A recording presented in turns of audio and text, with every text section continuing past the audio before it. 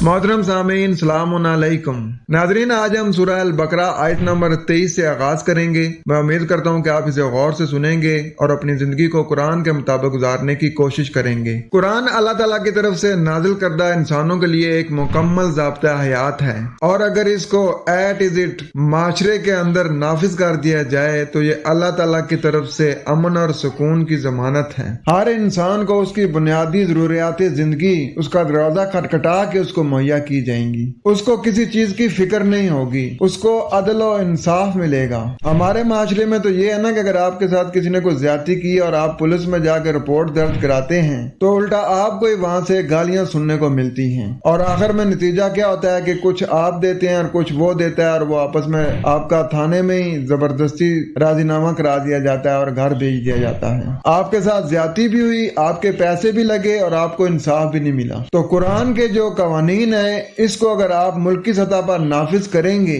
तो हर बंदे को इंसाफ उसके घर की दरवाजे को खटखटा कर उसे मुहैया किया जाएगा। आए बढ़ते हैं अपने सबक की तरफ और पढ़ते हैं सूरह अल बकरा आयत नंबर 23। बिस्मिल्लाहिर्रहमानिर्रहीम। पहचान अल्लाह की जो नरमी करने वाला मेहरबानी करने वाले से ही इत्मीनान है। वाइन कुंतुम फी रैबिम, और अगर तुम इससे कोई नफ्सियाती उलझन में हो, मिम्मा नज़लना अला अब्दिना, उससे जो हमने नाजिल किया अपने बंदे पर। अब्द यानी ताबेदार। हमारा जो ताबेदार है, इसके सामने जो बातें आ रही हैं, जो वो कुरान से बता रहा है, जो वो खालिस आयतों से बता रहा है, यानी ये जो वही है, इससे अगर तुम्हें कोई नफ्सियाती उलझन है तो फरमाया जा रहा है कि फातु बिसूरतिम मिन मिस्ली, बस दो इस जैसा आसानी से चढ़ने को, इस जैसे ही में से। सौर कहते हैं दीवार को जिसके ऊपर आसानी से चढ़ा जा सके। बिसूरतिन हरफे बा की वजह से मजरूर है। बुनियादी से हरफी मादा सीन वाव रे है। सारा या सूरु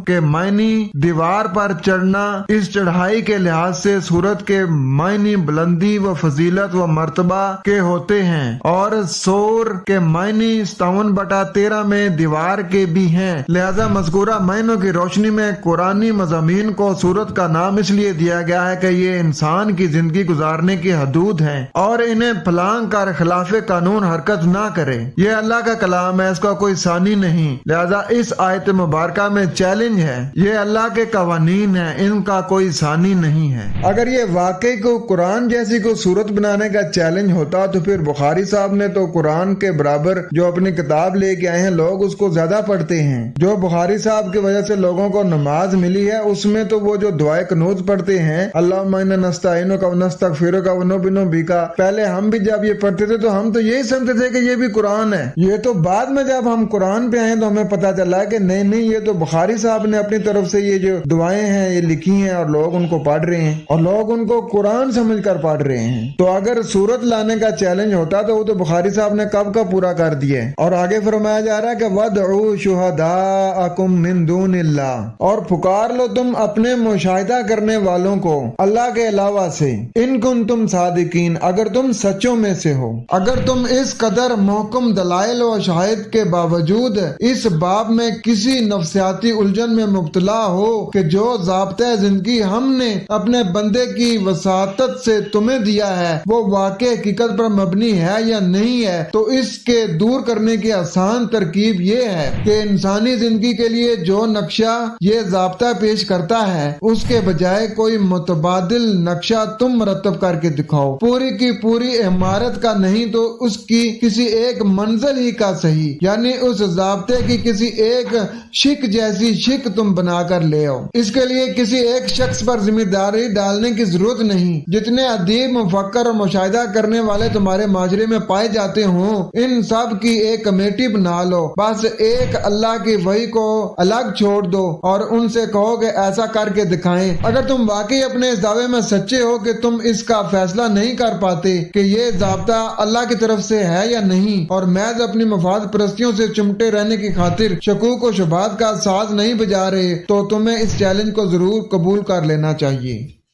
तो इस पूरी आयत का रवा तर्जुमा ये बनेगा, और अगर तुम इस नफ्सियाती उलझन में हो कि जो हमने अपने ताबेदार पर नाजिल किया है, बस तुम भी फिर दो इस जैसा आसानी से बुलंदी पर चढ़ने वाला, और अल्लाह के अलावा से तुम अपने मुशाहिदा करने वालों को भी पुकार लो, उनकी भी मदद ले लो अगर तुम सच्चों में से हो। तो इस आयत से ये पता चला कि अल्लाह ताला की जात यहाँ ये फरमा रही है कि अगर तुम किसी नफ्सियाती उलझन में हो, इससे जो हमने अपने ताबेदार पर नाजिल किया है, उसमें जो कवानीन दिए हैं, जो ज़ाब्ते दिए हैं जिंदगी गुजारने के लिए, अपने आप को बुलंदी पर ले जाने के लिए, जिन ज़ाब्तों को तुम फॉलो करके अपने माशरे में बुलंद मुकाम पा सकते हो, अगर तुम नफ्सियाती उलझन में हो कि ये ज़ाब्ते सही हैं या नहीं हैं, तो तुम्हें चैलेंज है अल्लाह की तरफ से कि तुम भी ऐसे कुछ ज़ाब्ते लेके आओ। और अगर तुम अकेले नहीं ला सकते तो अपने साथ जितने भी तुम्हारे जो मुफक्किर हैं, जो मुशाहिदा करने वाले हैं, उनको भी साथ मिला लो।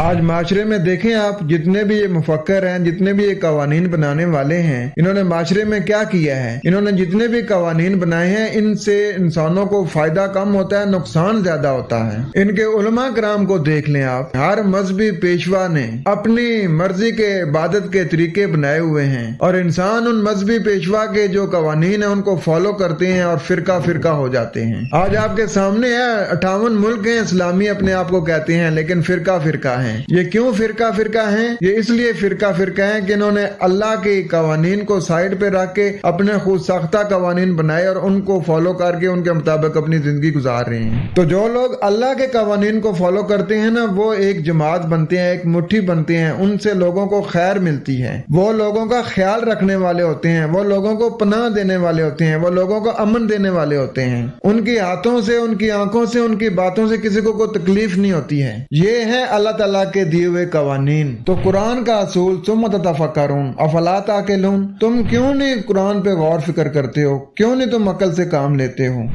अपना ख्याल रखें, कोशिश करें कि आपकी जात से किसी को कोई तकलीफ ना हो। वस्सलाम।